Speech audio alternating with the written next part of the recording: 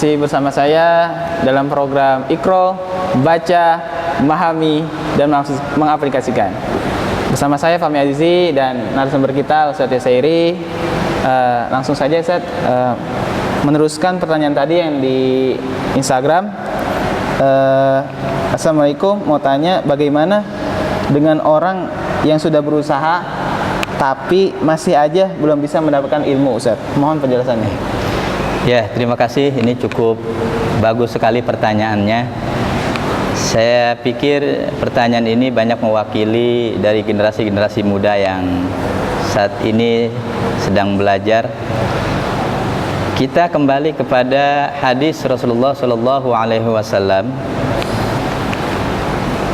Thalabul ilmi faridatun ala kulli muslimin. Menuntut ilmu itu adalah kewajiban bagi setiap muslim. Kalau kita pahami, kewajiban di sini adalah thalabul ilminya, menuntut ilmunya. Proses menuntut ilmu adalah menjadi sebuah kewajiban, bukan hasilnya. Ya. Jadi ini sesuai dengan konsep pendidikan saat ini, bahwa proses itu memiliki arti penting, tidak hanya kita berbicara tentang hasil. Ya, intinya di dalam hadis tersebut kewajiban itu terletak pada prosesnya, yaitu proses menuntut ilmunya, bukan kepada hasilnya. Sehingga ketika seseorang itu dia belajar tetapi tidak memperoleh hasil sesuai yang dia harapkan, yaitu adalah merupakan suatu hal yang perlu kita pikirkan bersama. Kenapa demikian? Seseorang yang sudah belajar ini belum memperoleh hasil yang memuaskan. Tentunya jika seseorang sudah belajar dengan sungguh-sungguh dengan baik, hampir dipastikan ya, proses tersebut akan mengantarkan dia untuk menjadi orang yang baik sesuai dengan yang ia harapkan. Kita melihat di dalam hadis yang lain juga Rasulullah Shallallahu Alaihi Wasallam menggambarkan betapa mulianya orang yang menuntut ilmu. Bahkan para malaikat membentangkan sayapnya kepada orang-orang yang belajar, kepada orang-orang yang menuntut ilmu, dan malaikat itu ridho dan ikhlas kepada orang-orang yang belajar tersebut. Ini menunjukkan bahwa betapa mulianya orang yang menuntut ilmu. Dan bahkan ya, makhluk-makhluk yang lainnya, ikan yang ada di lautan pun ya berzikir dan berdoa untuk orang-orang yang menuntut ilmu.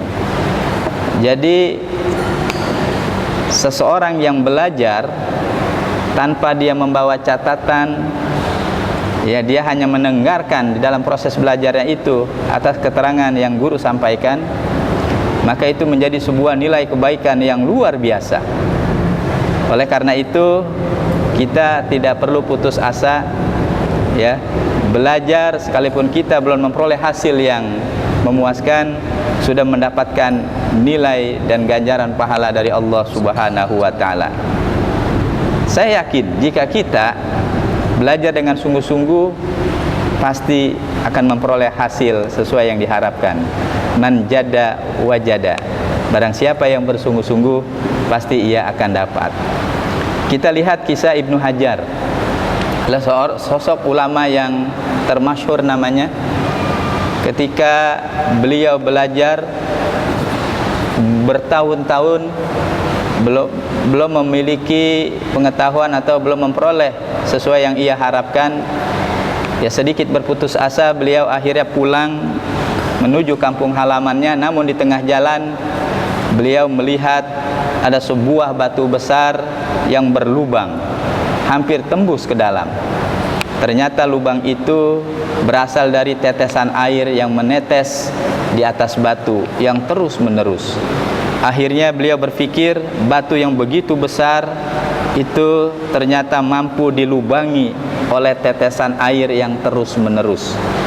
Akhirnya dia mengambil pelajaran dari kejadian tersebut, bahwa kalau kita melakukan atau menuntut ilmu, belajar terus menerus, ya sebebal apapun otak itu, atau ia lakukan secara menerus, insya Allah Allah akan membukakan seperti air mampu melubangi batu yang sangat besar tadi.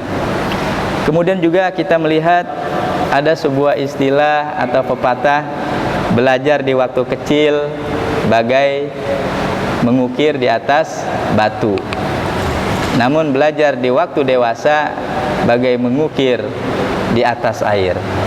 Oleh karena ini menjadi motivasi kita bersama bahwa belajar itu ya harus dari kecil, sehingga orang yang belajar dari kecil itu dia akan mudah menangkap, akan mudah mencerna pengetahuan itu di dalam pemikirannya, seperti menulis di atas batu tidak akan pernah hilang dalam tempo waktu yang lama.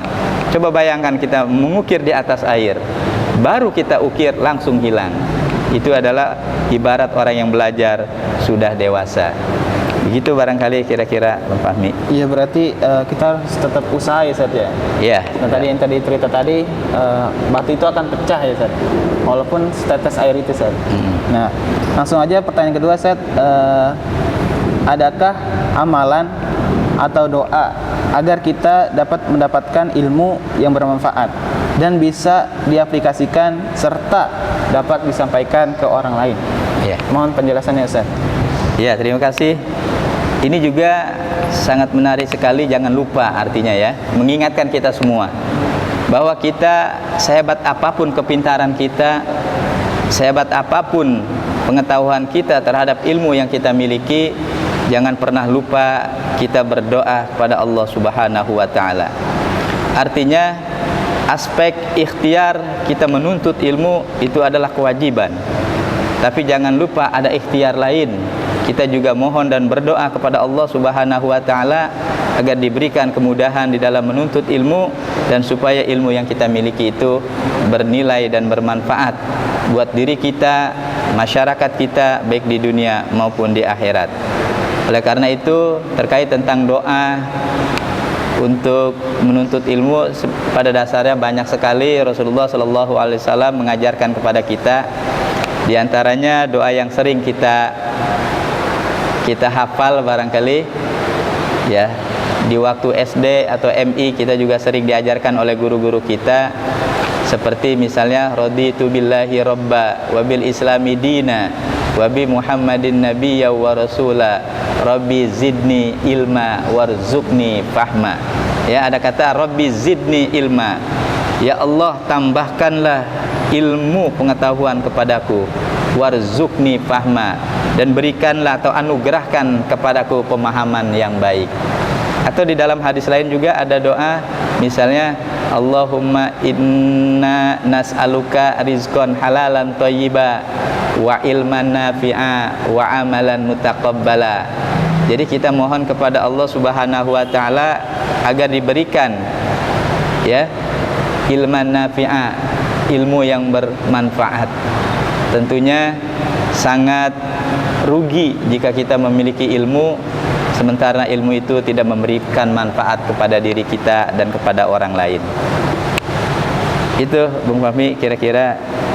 Jadi pada para jamaah, untuk generasi muda ini, mari kita tetap belajar dan jangan pernah menyerah untuk belajar, karena masa depan dapat diraih dengan belajar. Nah, mari juga kita berdoa, kita angkat kedua tangan kita. Ustaz, pimpin doanya Ustaz. Ya.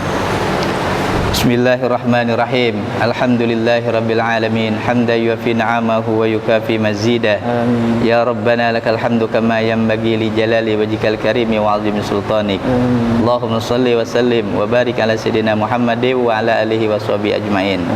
Allahumma inna nas'aluka rizqan halalan thayyiba wa ilman nafi'a wa ilman nafi'a wa ilman nafi'a wa amalan mutaqabbala. Rabbi zidna ilma warzuqna fahma birahmatika ya arhamar rahimin.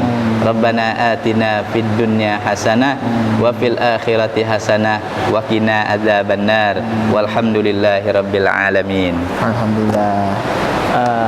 Para jamaah yang selalu dirahmati Allah, para jamaah juga bisa menanyakan tentang agama di sosial media kita, yaitu Al Mukhlisin Media Official. Nah, untuk itu saya Fahmi Azizi dan narasumber kita Ustaz Yusairi beserta kru-kru yang bertugas undur diri dalam program Iqra, Baca, Memahami, dan Menghafizkan.